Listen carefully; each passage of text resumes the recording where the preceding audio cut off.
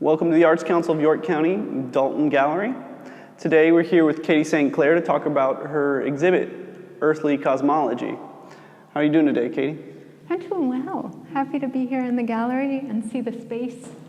It's the first time I've seen things installed, and I think it looks absolutely wonderful.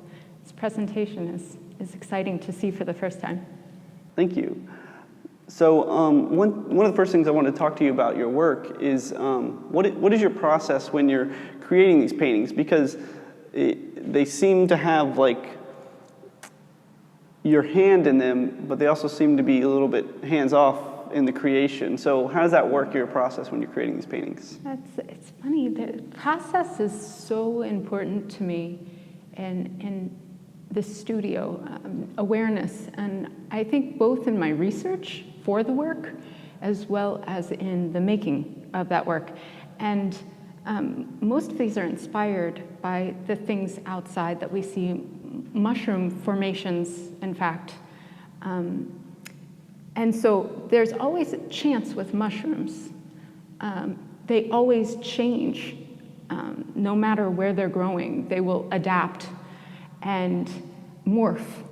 And there's this feeling that level of chance is really important to what creates the formation of mushrooms.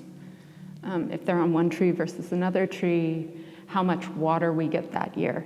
And so the sense that we're always connected, or mushrooms are, we are, always connected to our environment is really important. And I think it follows me back to the studio when I get my hands dirty with the paint. And so when I am on the floor, which is normally where I work, on big sheets of plastic with a lot of wet paint, there's this moment where the motion of the drip, whether it is a very aggressive Pollock splatter as a start, or something that is much more controlled, actually is really critical to the work. But I also love that I can have a part in it. So it's impossible for me to not try to guide those drips somewhere. And so to say that they just happened would be a massive falsehood. Because I quite often, and a lot of the drips you see in these paintings, they've been guided in certain spaces. So the pool dries in a very specific way. Even within that space, adding things so the color separates in those pools is actually a chemical reaction that I've been really excited to explore in this body of work. So that sense of, yes, like pooling and that being important to the process, but also looking for things and ways to disrupt that, whether it's with the end of my paintbrush, which is normally what I use to guide the paint, or with a paintbrush itself, or with a mop. And then trying to figure out ways to actually get that color to lift and change and mutate, if you will, on the canvas surface, which also has its own level of chance. Well, it's really interesting because you have moments of like clear color and hue, and it looks like it might have been painted with a paintbrush, but then you have this like completely organic mixture of colors that you see in this area where like two complementary colors are mixing, this red and this green, and they create this very natural color, but then you also pair it with like a very like bright, almost unnatural green. The colors in your pieces kind of range from very intense to very subtle. What helps guide those decisions when you're like choosing color and composition? That's another wonderful question, and I think also leads me right back to the woods. And funny enough, we think of these as more natural colors, whether it be the color of bark or the red clay of the soil in the area, whether it's moss. But then also you have all of those colors in the mushroom kingdom. But the colors that we don't think of as associated to mushrooms, like the bright green or like the acid blue, are actually in the mushroom kingdom as well. There's mushrooms that actually glow in the dark, Wow. And they glow a green color at night when the lights go out. And so there have been times where I've gone out into the woods and been confronted with what looks almost ghostly with a green glow. It looks like an acid spill or something very non-natural. And I think quite often we're ready to put almost like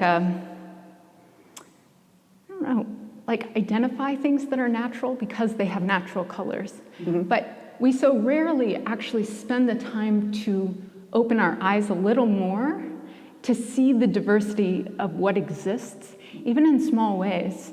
And so I think when I'm looking for mushrooms, the investigation might be this close to my face, but the color might be exactly what I'm seeing. So the quantity changes, of course. Okay. But the colors don't necessarily, a lot of them are strictly observed, which I love. Yeah, that's something I didn't know about, like the mushroom and fungi like species. You talk a lot about like foraging and finding these mushrooms. Did you start this kind of work before, like this abstract work, before you started finding a fascination with mushrooms and foraging, or did the fascination inspire the art? So I was coming out of grad school, to answer your question, and I'd been making work that still resonated with collage and different methods of experimentation, but was much more representational. And I hit a point with some advice from a mentor about what does it mean if one painting doesn't hold the whole story? What would it mean if you could only understand the body of work after you looked at all the paintings in a space? And I left grad school with this kind of hunt of how could I do that? Like how could I bring my senses into this more? How can I actually immerse myself more in the natural world than I had been previously?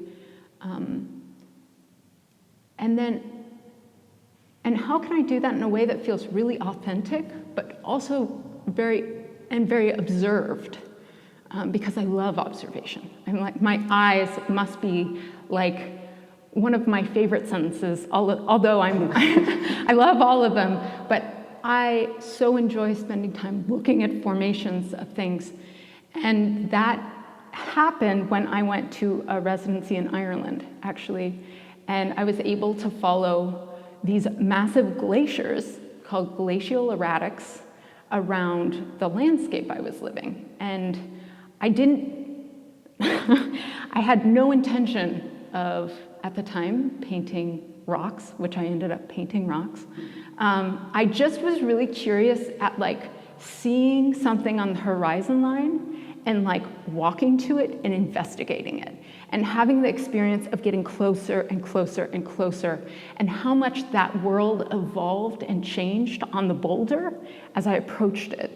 And I got more and more obsessed with my senses and that interaction as like input for art making, and it blew my world open in a way I can't even fully express. I'm still digesting what happened, and it's been years now.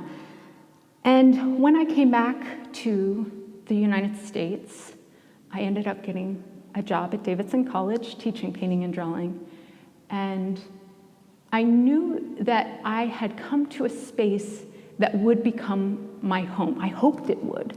I didn't fully know that because I was only there on a year-long position. But I was committed to be like invested in the land, because I figured if you're invested in the land, other things come together. Like if you really invest in your environment must change to hold you in some way. Okay, yeah. And so, of course, I approached the landscape in that way, and I started going on walks in the woods, and I was looking at different forms of rock, soil, and I was even going to quarry mines to look, because we don't have a lot of rock here. The bedrock is very, very far below the surface of the soil, as I found out. And so that thing that I found so inspiring in Ireland Wasn't here. It wasn't here. And I eventually got bored of kind of looking for it and realized that the only way I would be able to really invest in where I was is if I let go of some of my pre-existing kind of need to find the same thing again. And if I actually investigated it in a real way, you know, the southern landscape. And I think when I let myself move into that space authentically, I just started tripping over mushrooms. And not tripping, I mean, not like that, but like literally, They were everywhere. Started finding mushrooms. And they started growing in my yard. I don't know if I consciously just started noticing them, or if literally by going on walks in the woods, I was picking up spores and bringing them home with me. So that's the kind of talks about how your environment like reacts to even your presence here. Yeah. And, so it's crazy. Like Wow. you start thinking you're like, nah, this isn't actually The same mushroom, but what it is. Wow. And then, so it starts making you think about things in a different way, about the place you live in, about how connected we are to place and don't realize it, about the impact we have even when we don't think we have an impact, and then the importance of awareness to all of those moving factors to actually be engaged with the things around us.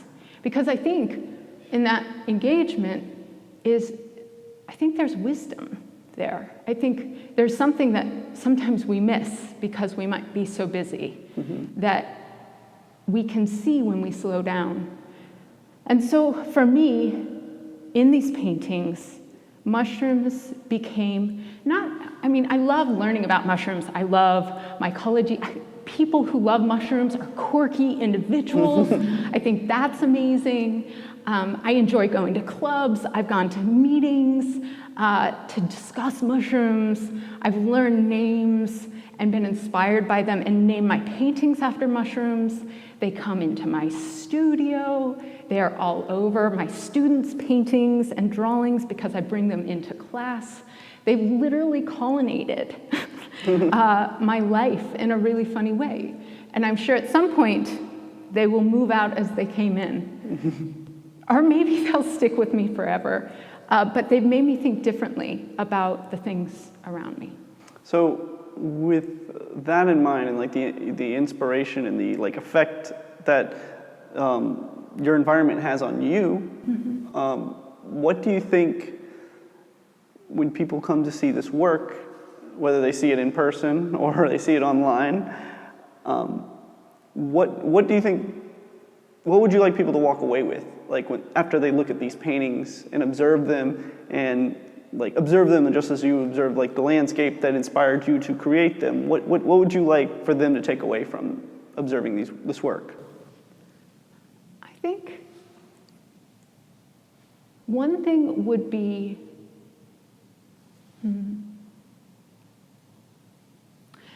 maybe the ability to actually look at something without first having to name what it is. I think so often when I work with students, and this was true for myself when I was first painting, I was not very comfortable with abstraction. And I think that there was a point where I realized I was actually putting boxes around what I was seeing and naming those things before I was giving objects and people and colors and forms and negative space a chance. And I think it was because I had already decided what it was before I never gave it a chance. So if a car is a car goes into your mind and you don't like cars, every time you look at a car, you're going to see the car. Yeah. And that's the only way you're going to be able to see it. But if instead you look at a car, it could be anything, walking down the street, and you ask yourself about the visual qualities of that thing first, whether it's shiny, whether it's bright, whether it's dark, whether it's light, how it interacts in space. And we can first approach things in this kind of, it's almost like we take it back to the basics. Mm-hmm. I think all of a sudden, a world of new thinking about things opens up. And I think it's spectacular. When it happened to me the first time, I got so excited. And it's one of the reasons I love to teach, because I love seeing that moment of students realizing it's not just a color or a texture, but it's so much more working together that can be observed, and how much your life can change if you take the time to learn that skill. And so that's a lot to ask.